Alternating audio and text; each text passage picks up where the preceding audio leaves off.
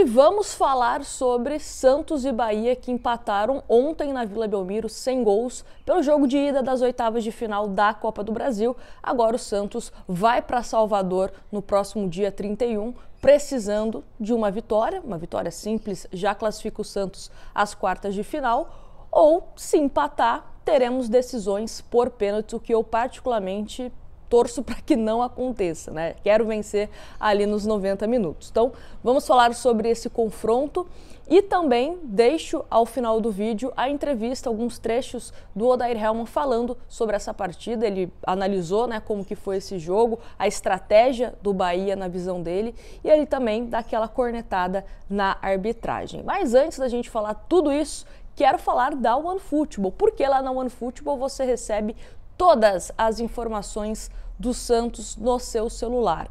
Então, o link está na descrição para você baixar. Aí você vai selecionar o Santos como seu time do coração. Consegue também selecionar outros clubes, né, que você gosta de acompanhar, clubes da Europa, enfim. E aí você vai receber notícias, tempo real, escalações confirmadas.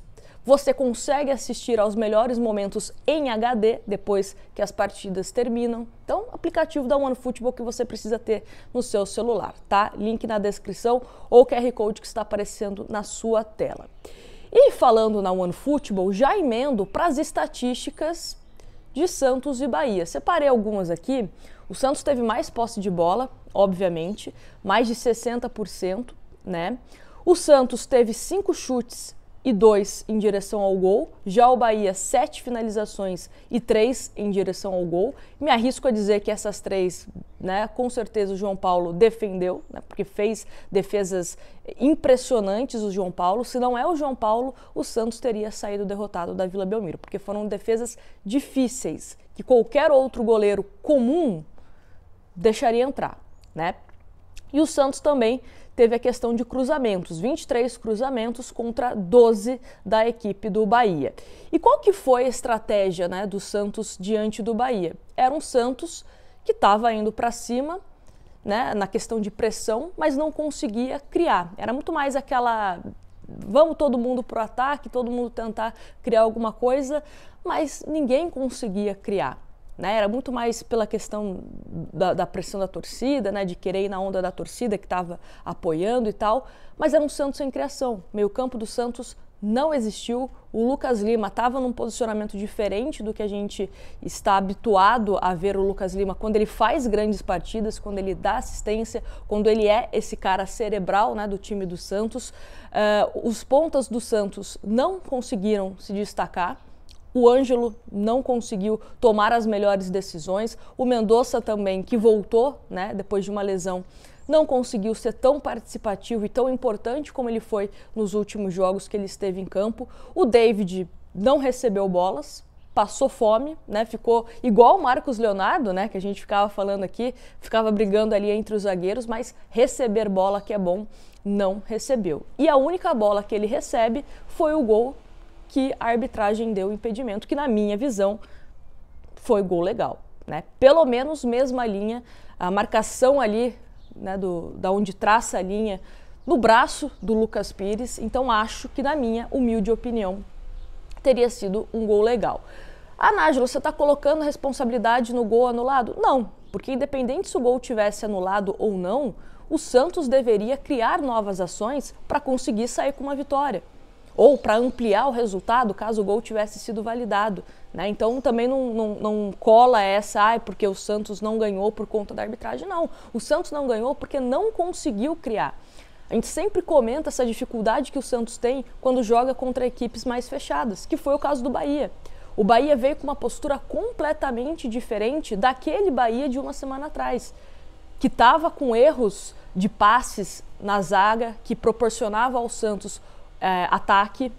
O Bahia estava jogando com uma linha mais alta, né? E aí quando o Santos conseguia ficar com a bola, surpreendia a defesa do Bahia, que estava completamente descoberta. Hoje a linha do Bahia já estava um pouco mais baixa. o time do Santos, o meio-campo do Santos, Dodi e o Lucas Lima, estavam falando, né, a mesma língua, estava com uma dinâmica legal, uma aproximação maior dos atacantes do Santos com meio-campistas, enfim. Então foi um Santos completamente diferente e um Bahia completamente diferente. O Bahia assimilou os erros que eles fizeram há uma semana atrás, corrigiram isso e o Santos não teve um plano B. E é isso que eu questiono. O Santos consegue se virar quando o Santos está na postura de me defendo e tento sair no contra-ataque. Aí o Santos consegue se virar. Rouba a bola, tem jogadores de velocidade, tem o Lucas Lima ali, o Dodi também que pode auxiliar, enfim, ok.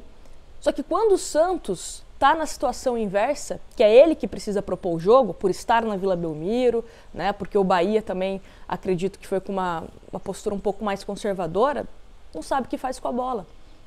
No jogo contra o Blooming, sempre dou exemplo desse jogo. O Santos venceu? Legal, venceu, mas foi um gol, né, depois de um escanteio. E o Santos, com um jogador a mais, teve grande dificuldade de ultrapassar ali a zaga do Blooming. Um Santos que, depois das substituições do Odair Helman, não teve aquele jogador para fazer aquele X1. Não tinha, eram jogadores teoricamente mais pesados, né? Então o passe tinha que ser milimetricamente acertado ali, para tentar quebrar a linha da defesa do Bahia. E não aconteceu. Lucas Braga também, que acabou entrando no lugar do Ângelo, entrou muito mal. O ataque do Santos não funcionou. O meio-campo do Santos não funcionou. Para mim, os dois melhores da partida, João Paulo e Joaquim. Joaquim desarmando, Joaquim rebatendo bolas. Gostei bastante da partida, né, dele, que já vem se mostrando um jogador interessante nas partidas anteriores. E o João Paulo, mais uma vez, salvando o Santos. E quando a gente fala que o destaque foi o goleiro e foi o zagueiro, e não alguém do meio-campo, e não alguém ali do ataque, é porque a estratégia não funcionou. Ah, Nájila, mas contra o Vasco, o João Paulo também foi um dos destaques, a dupla de zaga foi destaque, o Santos venceu. A bola, né, o Santos ali numa bola bem trabalhada, deu certo, o Santos fez o gol. Mas e quando o gol não sai? E quando você pega um time muito fechado, o que você faz para conseguir furar essa retranca? O Odair até fala, né, que não tem tempo para treinar. Falou de novo que não tem tempo para treinar.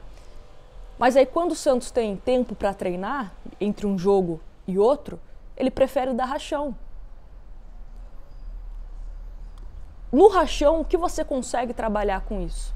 No rachão você trabalha tática? No rachão você trabalha furar a retranca adversária? Você trabalha isso no rachão? Porque o rachão, para mim, entendo que jogador gosta e tal, que é um momento de descontração e tal, né? Mas não pode ser algo principal do seu treinamento. Numa semana importante, que você tem jogo contra o Bahia pela Copa do Brasil e um clássico contra o Palmeiras. Rachão é legal, né? Cria conteúdo para os torcedores. O João Paulo fez gol de bicicleta e tal, mas o João Paulo vai fazer gol de bicicleta contra o Bahia? Contra o Palmeiras? Será que o tempo que o Santos tem, o pouco tempo que o técnico fala que o Santos tem, está sendo melhor aproveitado com o rachão? Fica o meu questionamento. Acho que é um resultado ruim no sentido de que a gente não aproveita a vantagem de jogar na Vila Belmiro, mas é um resultado que não é nenhuma catástrofe, né? Não é nenhuma catástrofe. Se o Bahia vier para cima do Santos lá em Salvador, o Santos pode jogar em transição e conseguir fazer o gol e sai com a classificação. Mas eu acho que é um resultado ruim pela expectativa que foi criada, né, do torcedor, pelo desempenho do Santos, que não foi dos melhores, e por ter sido um primeiro jogo na Vila Belmiro que a gente não consegue a vantagem. Mas me fala aí nos comentários o que você achou desse jogo. Tá confiante para uma classificação? Me fala aqui. E deixo vocês com alguns trechos da entrevista coletiva do técnico Odair Helman. Não esquece também de deixar o seu like e se inscrever no canal, que é muito importante. Confere aí. Vocês estão aqui de prova. Eu acho que nunca falei de arbitragem, né? Nunca falei. Não vou falar aqui, vou falar fatos. Por exemplo, a gente teve uma reunião com a arbitragem e nos passaram que a linha sobreposta é para o ataque. A linha foi sobreposta hoje. né? E eu nem parei, está aqui o Vitor, tá o pessoal da comunicação, eu nem parei para ficar analisando, para ficar aqui trazendo situações. A linha, para mim, a linha que eles nos mostraram deles, está sobreposta, é para o ataque. Gol legítimo do Santos, minha opinião. Outra característica do jogo, o jogo não andou. Além de ele perder a intensidade no segundo tempo um pouco, perder a possibilidade de pressão, de nós ajustarmos a pressão, quanto tempo parou o jogo? Com a arbitragem, só a arbitragem que sentiu uma lesão, quanto tempo ficou parado? Então o jogo não andou, ele não teve a característica, a gente não conseguiu. Claro, eu não estou transferindo só para a arbitragem, eu estou pontuando as situações.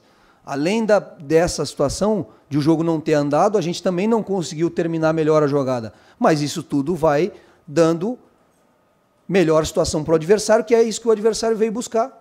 Na minha opinião, na minha visão, o gol foi legítimo, porque eu estou me baseando naquilo que nos passaram na reunião de arbitragem, que é sobreposta vantagem do ataque. No primeiro jogo do Brasileiro, tu joga contra um adversário, faz 3-0, impõe situações de mudanças, não mudou o sistema, mas mudou a característica da estratégia, né? Mudou a estratégia porque o Bahia hoje jogou com as linhas mais baixas. No início do primeiro tempo, nem pressionar tiro de meta pressionou, deixou a gente construir, deixou a gente sair até com a bola em construção. A gente demorou um pouquinho no primeiro tempo para conseguir se adaptar a esse processo, né, de construção com o Bahia muito baixo. Dificultou a estratégia no final de marcação e linhas baixas, acabou dando certo.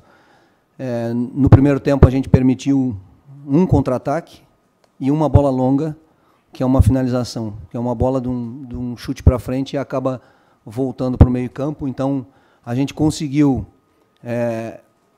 pela organização, pelo empenho, não deixar que a estratégia deles completasse, né, que era marcar baixo e sair em contra-ataque com os velocistas. Nós conseguimos estancar esse contra-ataque, mas nos faltou a parte final, nos faltou ser mais incisivo, e criar mais associações, como a gente criou no momento do gol, que é aquelas aproximações do lado do campo. E a todo tempo eu busquei essa possibilidade de dar amplitude com os nossos dois laterais. Fazer nem abrir linha de 3 atrás, porque não precisava, mas fazer um 2-2 com os dois zagueiros e os dois volantes e dar amplitude com os laterais para a gente jogar uma linha de 5 dentro da linha de 5 deles. E começar a criar essas associações quando chegassem pelo lado do campo. A gente criou, a gente teve algumas situações, a do gol, mas não conseguimos mais, não conseguimos transpor essa linha, né? Não conseguimos ter essa imposição final. No intervalo eu até comentei que nós tínhamos que continuar com essa amplitude, preencher, né, essa linha de 5 deles, mas tentar a associação, tentar a aproximação, mas começar também a definir um pouquinho mais, porque nós cruzamos poucas bolas para a área. Então, a gente chegava até lá e não tinha a progressão da associação, da tabela, e a gente voltava, retornava, ia para o lado contrário. Também a gente não é o desejo de ficar, nem a ideia é ficar cruzando só a bola para a área, mas em algum momento você tem que começar a pesar essa definição para criar a segunda bola, porque nós já estávamos com os dois volantes lá dentro, ganhando essa segunda bola no campo deles, e poderia criar, né, uma situação de definição, como aconteceu agora no final. E as mudanças todas foram para continuar dando essa amplitude, para continuar dando a gente chegar e tentar criar essas associações. Hoje a gente não foi feliz nesse aspecto, né, na parte final, criou pouco e finalizou pouco para a posse que teve, para o número de passes que trocou, então dificultou, porque às vezes perda de jogadores, alguma situação pode mudar a característica, mas eu acho que o Bahia vai sair para tentar essa situação de pressão mais alta, porque dentro de casa, né, talvez mais próximo daquilo que tentou fazer aqui no primeiro jogo, e aí nós também temos que encaixar a nossa estratégia e a nossa qualidade para, né, transpor aquilo que o Bahia pode apresentar. Eu acho que o Bahia, tenho certeza que o Bahia não vai se postar da mesma maneira, estrategicamente. Então a gente tem que estudar bem e dentro dessas movimentações conseguir, né, com qualidade vencer a partida.